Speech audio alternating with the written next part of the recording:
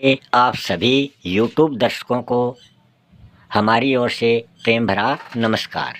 आज के वीडियो में हम आपके सामने लेके आए हैं NCERT क्लास 12th की जो ज्योग्राफी पुस्तक है उसका चैप्टर नंबर 3 जिसका टाइटल है मानव विकास और चैप्टर नंबर 4 जिसका टाइटल है प्राथमिक क्रियाएं।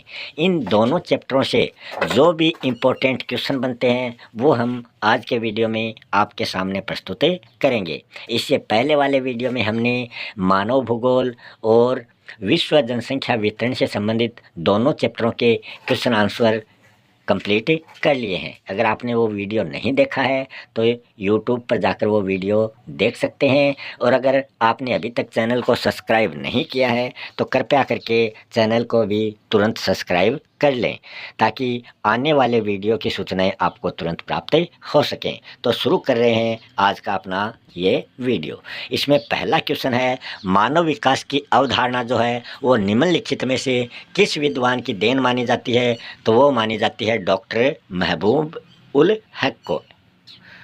नेक्स्ट क्वेश्चन है, मानव विकास की अवधारणा निम्न में से किस संकल्पना पर आश्रित है? तो वो सतत पोषणीयता, उत्पादकता, सशक्तिकरण, इन तीनों पर ही आश्रित है। तो उपरोक्त सभी इसका सही जवाब हो जाएगा।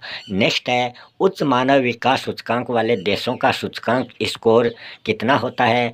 तो वो होता है 0.700 से लेकर 0.799 के बीच में होता है। नेक्स्ट है, निम्न में से किस देश ने सकल राष्ट्रीय प्रसन्नता को देश की प्रगति का आधिकारिक माप घोषित किया है? तो उसका जवाब हो जाएगा भूटान। नेक्स्ट क्वेश्चन है, अंतर्राष्ट्रीय इंटरनेशनल श्रम लेबर संगठन ऑर्गेनाइजेशन ने मानव विकास के किस उपागम का प्रतिपादन किया है? तो यहाँ पर उन्होंने प्रतिपादन किया है आधारभूत आवश्यकता उपागम। तो ये ILO की फुल फॉर्म होती है अंतर्राष्ट्रीय श्रम संगठन, international labour organisation. Next question है, प्रोफेसर अमर्त्य सेन का संबंध जो है वो किस मानव विकास उपागम से माना जाता है? तो यहाँ 4 ऑप्शनों में हम बात करें तो क्षमता जो उपागम है उसका संबंध प्रोफेसर अमर्त्य सेन से माना जाता है। नेक्स्ट क्वेश्चन है, सर्वोच्च मानव विकास सूचकांक वाला देश कौन सा है? तो उस देश की हम बात करें तो वो है नॉर्वे। ऑप्शन ए राइट हो जाएगा। नेक्स्ट है, मध्यम मानव विकास सूचकांक वर्ग में कितने देश शामिल हैं? तो इसकी हम बात करें तो 37 देश जो है ये इसमें शामिल है। नेक्स्ट क्वेश्चन है, मानव विकास का महत्वपूर्ण पक्ष कौन सा है? तो वो है दीर्घ व स्वस्थ जीवन। नेक्स्ट है, प्रतिवर्ष मानव विकास प्रतिवेदन जो है वो कहाँ से प्रकाशित करता है? तो वो UNDP से प्रकाशित होता है। नेक्स्ट क्वेश्चन है, 1990 ईस्वी से प्रतिवर्ष संयुक्त राष्ट्र विकास का कार्यक्रम जो है वो मानव विकास प्रतिवेदन प्रकाशित करता आ रहा है। नेक्स्ट है, जनसंख्या वृद्धि और यहाँ पर रिक्त स्थान में क्या आएगा?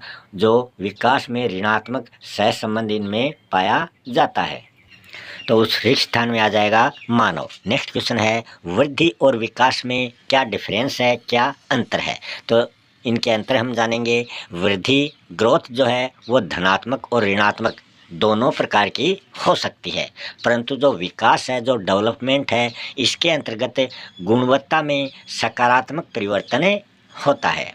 ग्रोथ या वृद्धि जो है वो मात्रात्मक और मूल्य निरपेक्ष होती है, जबकि जो डेवलपमेंट विकास होता है वो गुणात्मक होता है और इसका मूल्य जो होता है वो सापेक्ष होता है। तो ये 2 अंतर हमने यहाँ पर देख लिए। नेक्स्ट क्वेश्चन है, मानव विकास क्या है? ये आपको स्पष्ट करना है। तो जवाब हो जाएगा, मानव विकास जो है ये लोगों के जीवन में सुधार लाता है और उनके विकल्पों में वृद्धि करता है। किसी देश के जो लोग हैं उनके जीवन की गुणवत्ता का वो आनंद लेते हैं, उन्हें जो अवसर उपलब्ध हैं और स्वतंत्रताओं का वो भोग करते हैं, वही मानव विकास कहलाता है। नेक्स्ट क्वेश्चन है, मानव विकास के संदर्भ में सतत पोषणीयता से क्या आशय है? तो इसका जवाब हो जाएगा, सतत पोषणीयता का अर्थ है अवसरों की उपलब्धता में निरंतरता, प्रत्येक पीढ़ी को समान अवसर मिले, समस्त पर्यावरणीय, वित्तीय एवं मानव संसाधनों का उपयोग भविष्य को ध्यान में रखकर उन्हें करना चाहिए, ताकि आने वाली पीढ़ियों के लिए उनके पास अवसरों की कोई कमी ना रहे।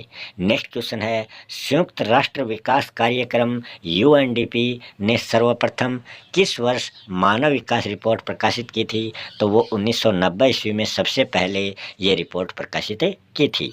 मानव विकास के कितने स्तंभ माने जाते हैं? तो मानव विकास के प्रमुख 4 स्तंभ माने जाते हैं। वो 4 कौन कौन से हैं? पहला है समता, दूसरा है सतत पोषणीयता, तीसरा है उत्पादकता और चौथा है सशक्तिकरण।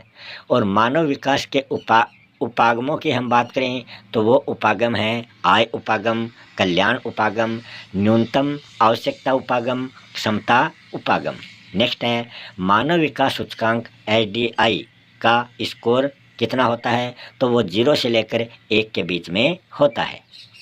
नेक्स्ट क्वेश्चन है, आधारभूत आवश्यकता उपागम में कितनी न्यूनतम आवश्यकताएं नीड्स होती हैं, उनके नाम आपको लिखने हैं। तो इसमें न्यूनतम 6 आवश्यकताएं होती हैं। वो हैं, पहली है स्वास्थ्य हेल्थ, दूसरी शिक्षा एजुकेशन, तीसरी है फूड भोजन, चौथा है जलापूर्ति, पांचवा है स्वच्छता और छठा है आवास। ये 6 न्यूनतम आवश्यकताएं आधारभूत उपागम की मानी जाती हैं। फिर आपको नीचे कुछ शब्द दिए गए हैं, उसकी फुल फॉर्म क्या होती है वो आपको बतानी है। HDI मतलब मानव विकास सूचकांक, ह्यूमन डेवलपमेंट इंडेक्स। UNDP की हो जाएगी संयुक्त राष्ट्र विकास कार्यक्रम। ILO की हो जाएगी अंतर्राष्ट्रीय श्रम संगठन। नेक्स्ट क्वेश्चन है, मानव विकास रिपोर्ट 2006 और 2020 में भारत का स्थान कौन सा था?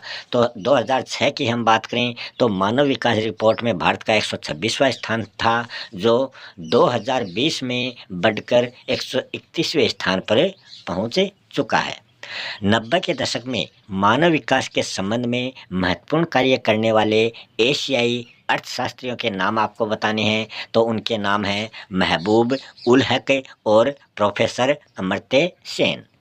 नेक्स्ट है, मानव विकास के महत्वपूर्ण केंद्र बिंदु कौन से होते हैं? तो मानव विकास के महत्वपूर्ण केंद्र बिंदु शिक्षा, स्वास्थ्य, संसाधनों तक पहुँच ये होते हैं। और प्रत्येक को मानव विकास मापन में 1/3 भारिता दी जाती है।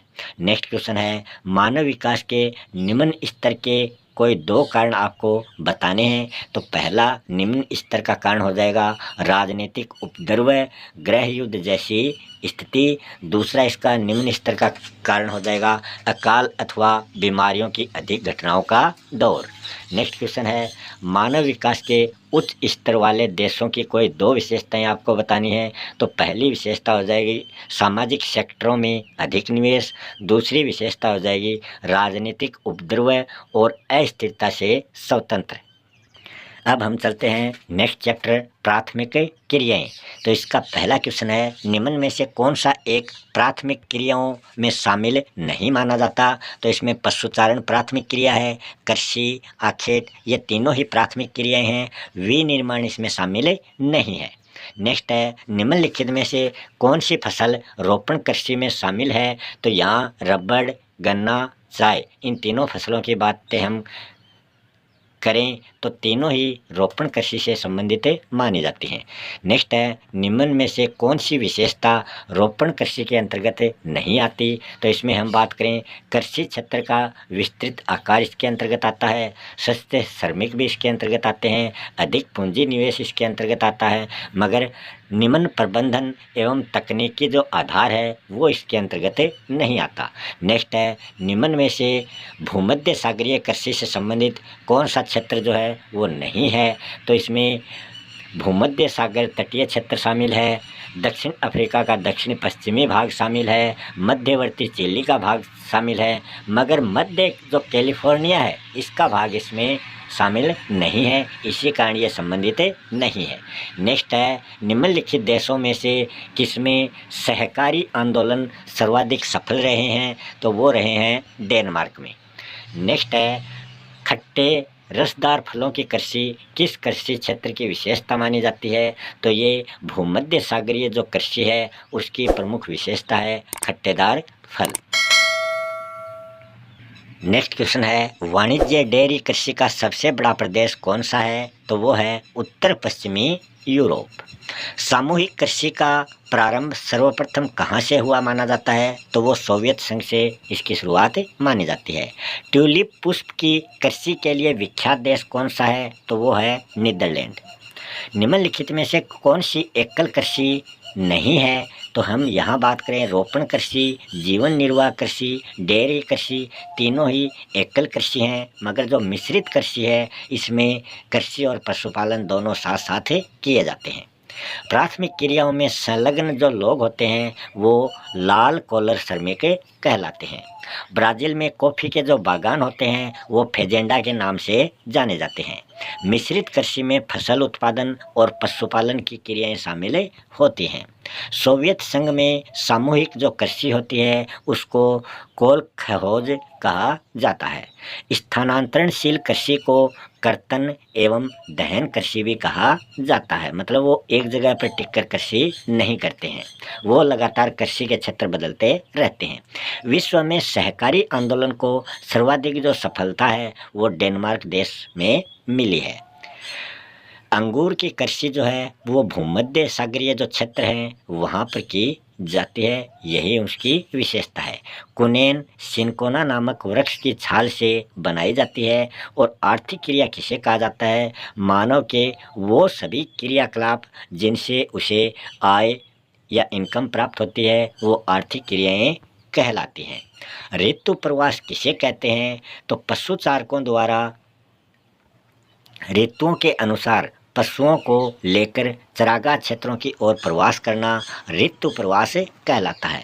ग्रीष्म ऋतु में मैदानी भाग से पर्वतीय चरागाह की ओर, एक शीत ऋतु में पर्वतीय भाग से मैदानी चरागाहों की ओर वो प्रवास करते हैं, क्योंकि वो ऋतु के अनुसार देखते हैं कि इस ऋतु में कौन से क्षेत्र में घास उत्पन्न होती है, तो वो अपने पशुओं को उसी स्थान पर ले जाते हैं। तो यहाँ जैसे हम देख सकते हैं ग्रीष्म ऋतु में वो मैदानी भाग से चले जाते हैं, कहाँ पर?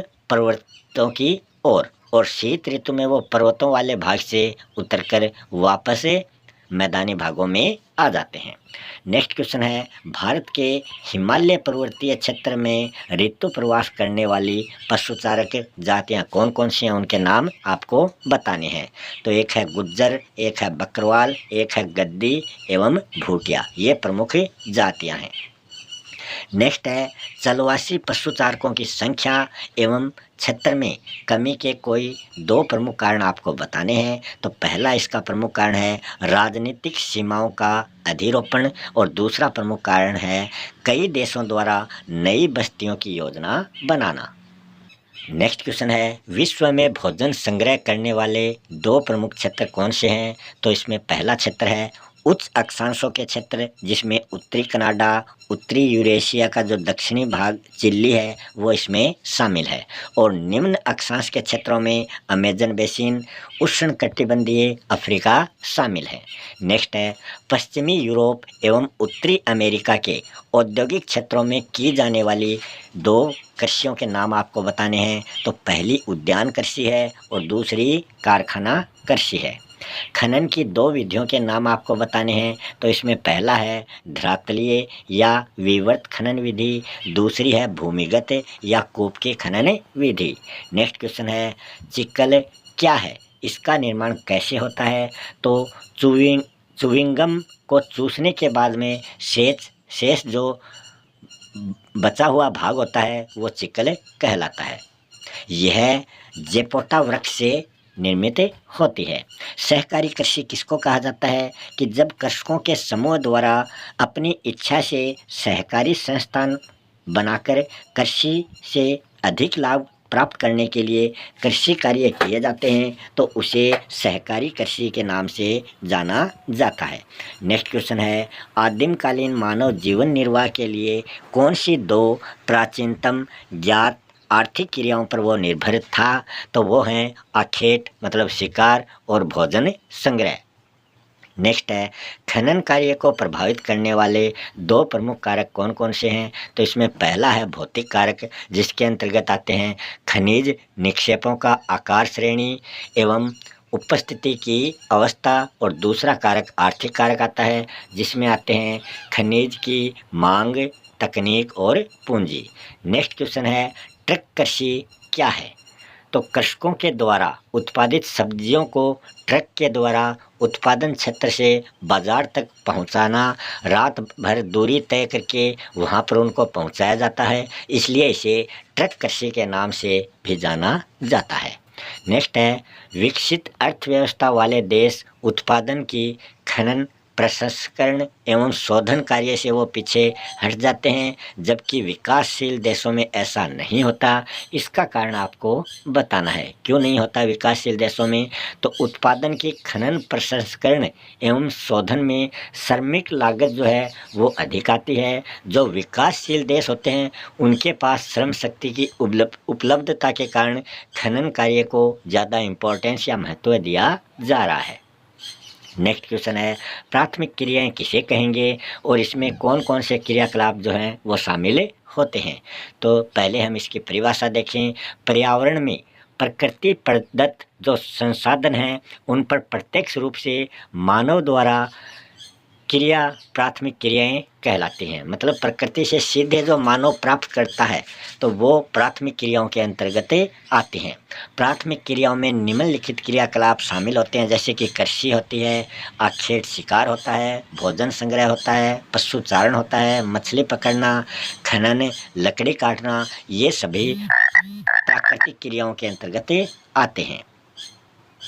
नेक्स्ट है, चलवासी पशुचारण एवं वाणिज्य पशुधन पालन में आपको अंतर बताना है। तो यहाँ हम एक साइड में चलवासी पशुचारण और दूसरी साइड में वाणिज्य पशुधन पालन से संबंधित अंतर दिखाएंगे। तो चलवासी पशुचारण जो है यह है जीवन निर्वाह पर आधारित होता है, जबकि जो वाणिज्य पशुधन पालन होता है ये व्यापार आधारित व्यवसाय होता है। चलवासी पशुचारण जो है वो पानी व चारागाह की उपलब्धता इसके अंतर्गत होती है, जबकि वाणिज्य पशुधन पालन में क्या होता है, विस्तृत क्षेत्रों में फैले स्थायी फार्म इसमें शामिल होते हैं। नेक्स्ट इसमें अंतर है, पशुओं पर विशेष ध्यान इसमें नहीं दिया जाता, जबकि जो वाणिज्यिक है इसमें पशुओं को वैज्ञानिक तरीके से उसकी देखभाल की जाती है। अगर हम बात करें इसके प्रमुख क्षेत्रों की तो इसमें सहारा मरुस्थल, मध्य एशिया, यूरोप व एशिया के टुंड्रा प्रदेश आते हैं, जबकि जो वाणिज्यिक पशुचारण है उसके प्रमुख क्षेत्र न्यूजीलैंड, ऑस्ट्रेलिया, संयुक्त राज्य अमेरिका और अर्जेंटीना माने जाते हैं। तो यही इन दोनों में अंतर है। अगला क्वेश्चन है, आदिकालीन निर्वाह कृषि या फिर स्थानांतरित कृषि का वर्णन आपको करना है। तो इसका जवाब हो जाएगा, स्थानांतरित कृषि मुख्य रूप से उष्णकटिबंधीय क्षेत्र में पाई जाने वाली सघन वनस्पति में निवास करने वाली जनजातीय समूह द्वारा की जाती है। इन क्षेत्रों में वनस्पति को जलाकर खेत तैयार किए जाते हैं। जली हुई राख की जो परत है वो उर्वरक का कार्य उस खेती में करती है। इसे कर्तन एवं दहन कृषि के नाम से भी जाना जाता है, क्योंकि इसमें काटते हैं और फिर दहन करते हैं, मतलब जलाते हैं। इसे 5 वर्ष के पश्चात इस मिट्टी का उपजाऊपन यहाँ पर लगभग समाप्त हो जाता है और जो खेती करने वाले हैं वो इस भूमि को छोड़कर दूसरी जगह पर इसी प्रकार खेत तैयार करके वहाँ पर वो कृषि करते हैं।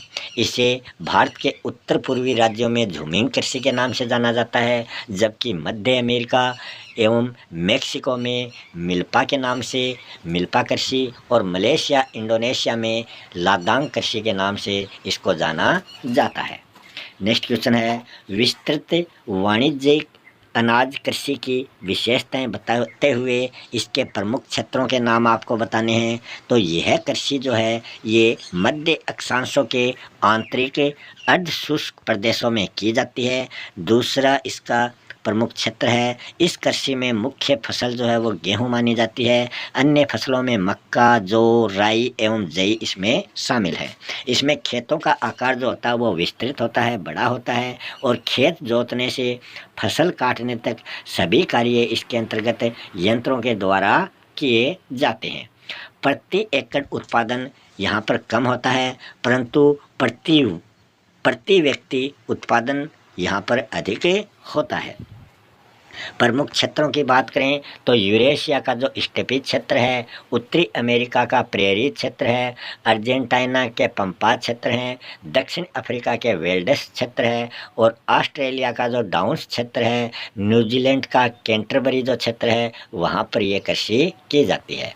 नेक्स्ट है डेयरी कृषि की विशेषताएं लिखते हुए विश्व के प्रमुख वाणिज्य डेयरी क्षेत्र आपको बताने हैं। तो पहले बिंदु की हम बात करें, दुधारू पशुओं का पालन पोषण उन्नत व दक्ष तरीके से इसके अंतर्गत किया जाता है और इसमें पूंजी की अधिक आवश्यकता होती है। पशुओं के प्रजनन, स्वास्थ्य व पशु चिकित्सा पर अधिक ध्यान इसके अंतर्गत दिया जाता है। इसमें गहन श्रम की भी आवश्यकता होती है। इसमें डेयरी कृषि कार्य नगरीय व औद्योगिक केंद्रों के समीप किया जाता है, क्योंकि ये क्षेत्र जो हैं ये ताज़ा दूध एवं डेयरी उत्पादन के अच्छे बाजार होते हैं। इसके प्रमुख क्षेत्रों की बात करें तो उत्तरी पश्चिमी यूरोप, कनाडा, न्यूजीलैंड, दक्षिण पूर्वी ऑस्ट्रेलिया इसके प्रमुख क्षेत्र हैं। नेक्स्ट है मिश्रित कृषि पर आपको टिप्पणी लिखनी है। तो इसकी प्रमुख विशेषताओं की हम बात करें कि मिश्रित कृषि क्या होती है, तो इसमें खेतों का आकार जो है वो मध्यम होता है, मीडियम होता है। दूसरी मिश्रित कृषि की विशेषता है फसल उत्पादन एवं पशुपालन जो है वो उन दोनों को ही समान महत्व इसमें दिया जाता है। और मिश्रित कृषि की तीसरी विशेषता है चारे की फसलों की प्रधानता। मिश्रित कृषि की चौथी विशेषता है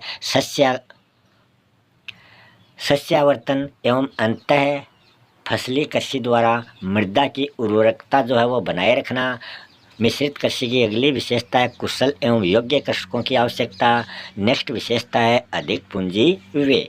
अगर मिश्रित कृषि के प्रमुख फसलों की बात करें तो इसमें गेहूं, जौ, राई, जई, मक्का, चारे की फसल, कंदमूल आदि शामिल होते हैं। अगर हम प्रमुख क्षेत्रों की बात करें तो वो हैं उत्तरी पश्चिमी यूरोप, उत्तरी अमेरिका का पूर्वी भाग, यूरेशिया के कुछ भाग और समशीतोष्ण अक्षांश वाले कुछ प्रमुख क्षेत्र। तो इसी के साथ अपना आज का ये वीडियो यहीं समाप्त होता है। अगर आपने अभी तक चैनल को सब्सक्राइब नहीं किया है तो कृपया करके चैनल को सब्सक्राइब जरूर कर लें। वीडियो अच्छा लगा है तो लाइक करें और अपने दोस्तों के साथ भी शेयर करना ना भूलें। मिलते हैं अगले वीडियो में किसी नए टॉपिक के साथ। तब तक के लिए आप सभी दर्शकों का बहुत बहुत धन्यवाद।